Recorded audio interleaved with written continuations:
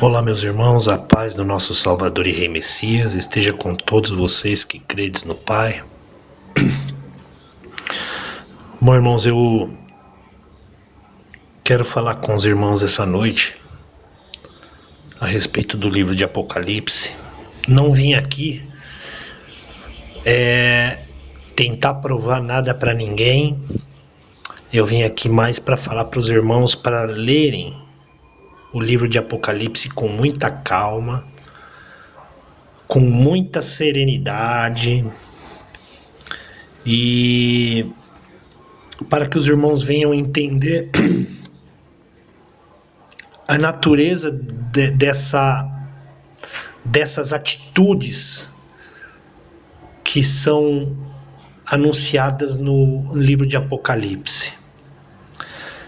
Sabemos que existe duas naturezas: a natureza mal desse Deus desse Velho Testamento, que já ficou provado que ele é mal, que ele é preconceituoso, que ele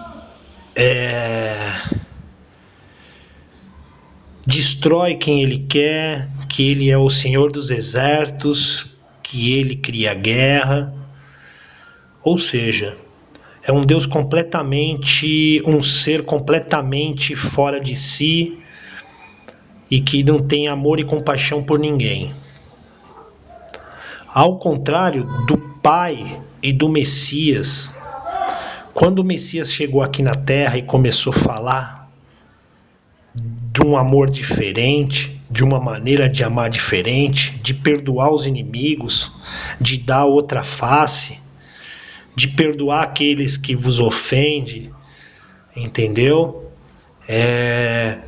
Ou seja, quando o Messias chegou e começou a ensinar totalmente ao contrário do que aquele povo estava acostumado a seguir, fica provado que o pai do Messias, assim como ele chamava de pai, não de Deus ou de Jeová, ou Deus de Israel, ele chamava o pai dele de pai.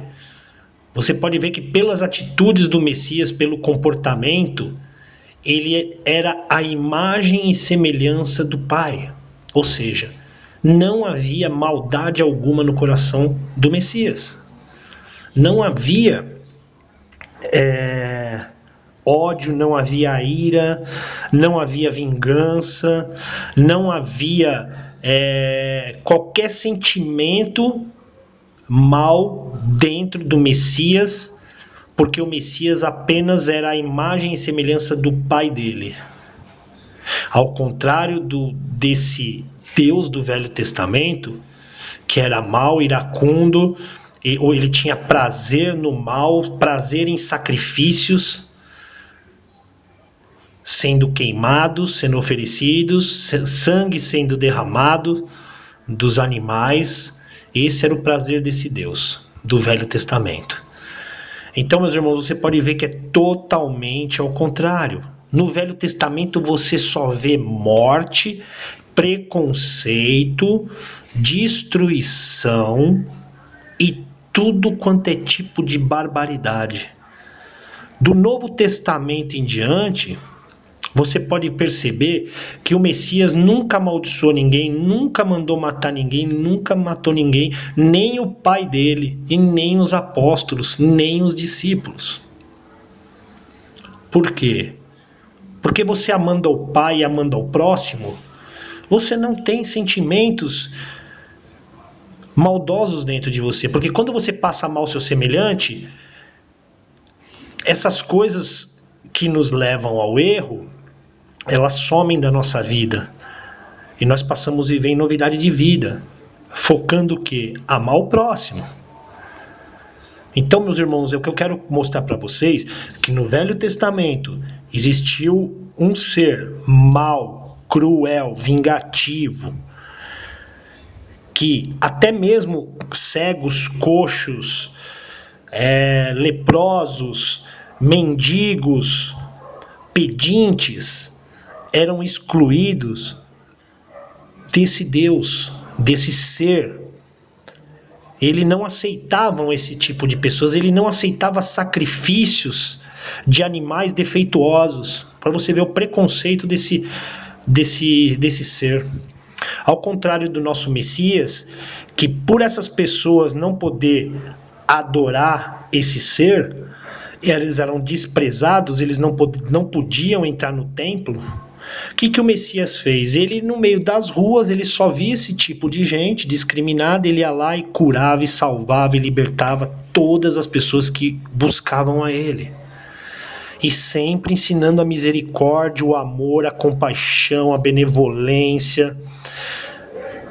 Ele comia com pecadores, ele comia com prostitutas, ele estava no meio dessas pessoas.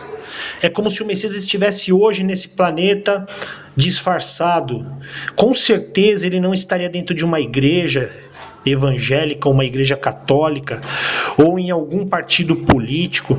Você pode ter certeza que ele estaria no meio dos moradores de rua, no meio das prostitutas, no meio dos homossexuais, no meio das pessoas que são discriminadas por essa sociedade discriminatória, por essa sociedade que dão valores para a estética, dão valor para as coisas terrenas e não para as coisas espirituais. Então, meus irmãos, o que eu quero que vocês entendam que um é mau e o outro é bom. Aí chega no Apocalipse, o Messias é crucificado, ressuscita ao terceiro dia, beleza. Aí João, supostamente com quase 100 anos, que você me desculpam, naquela época uma pessoa viver quase 100 anos é muito difícil, no meio do deserto, sem nenhuma qualidade de vida, uma pessoa chegar aos 100 anos é muito difícil. Se hoje, com todos a tecnologia que temos, a pessoa para chegar a 100 anos é um pouco difícil, imagine naquela época, 2000 anos num deserto, num país escravizado pelo Império Romano, onde impostos eram altíssimos, as pessoas não tinham nem o que comer. Então é meio complicado isso. E aí você se depara com um Deus no Apocalipse que vai mandar um monte de pragas, derramar a sua ira contra a sua criação, ou seja, vai mandar destruição para o planeta. Aí eu te faço uma pergunta. Aí em outras partes você vê o Messias, ele vem, ele resgata aqueles que são seus. Nessas partes eu concordo que o Messias vai voltar, vai resgatar os seus, que ele vai fazer, porque na verdade não vai ser o Messias que vai nos acusar diante do Pai. O Messias não vai julgar ninguém. Quem vai condenar, quem vai acusar diante do Criador vai ser Moisés. As pessoas vão ser julgadas por aquilo que ela crê. As pessoas que estão na igreja vão ser julgadas segundo a lei de Moisés, porque eles obedecem à lei de Moisés. Entendeu, meus irmãos? Então eu quero que vocês entendam o seguinte: eu não estou passando passagem nenhuma, não estou aqui para complicar a mente dos irmãos, eu só quero que os irmãos entendam. Se o nosso Pai é amor, misericórdia, compaixão, benevolência, respeito ao próximo, de repente ele volta, ele para se vingar, ele vai e manda as suas taças da ira. Isso é muito estranho, meus irmãos.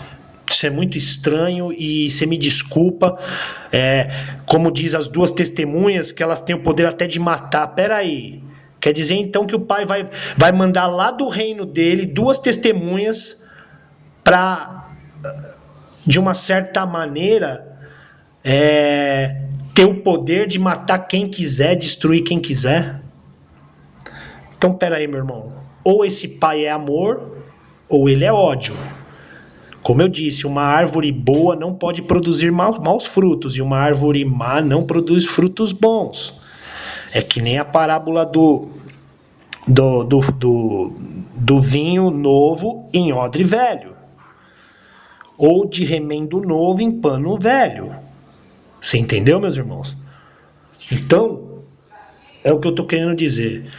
Ou ele é bom ou ele é ruim.